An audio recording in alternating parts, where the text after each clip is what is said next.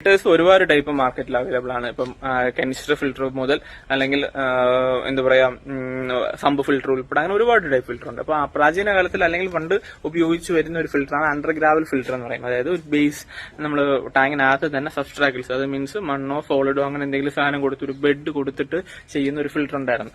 കാലക്രമേണ അത് ഉപയോഗിക്കുന്നത് കൊണ്ട് ഉള്ളൊരു അതിൽ തന്നെ, അതായത് ടാങ്കിനകത്ത് തന്നെ അതിന് ഡീകമ്പോസിഷൻ ആവാനുള്ള ഒരു സ്പേസ് കൊടുക്കുകയാണ് ചെയ്തിരുന്നത്.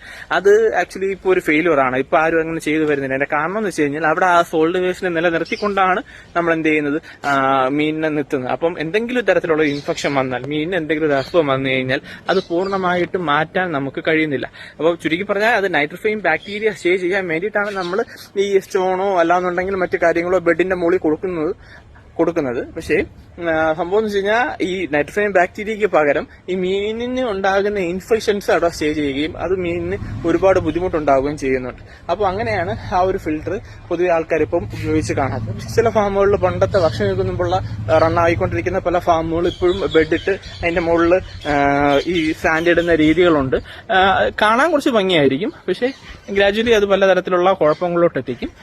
ടാങ്കിന്റെ സൈസ് അനുസരിച്ചിട്ടാണ് നമ്മൾ ഫിൽറ്റർ ചൂസ് ചെയ്യുന്നത്. പലപ്പോഴും നമ്മൾ ഇപ്പം ചെറിയ ടാങ്കിൽ വലിയ ഫിൽറ്റേഴ്സ് യൂസ് ചെയ്ത് കഴിഞ്ഞാൽ ഉറപ്പായിട്ടും മീൻ അതിനകത്ത് ഒരുപാട് ബുദ്ധിമുട്ടുകളുണ്ടാവും.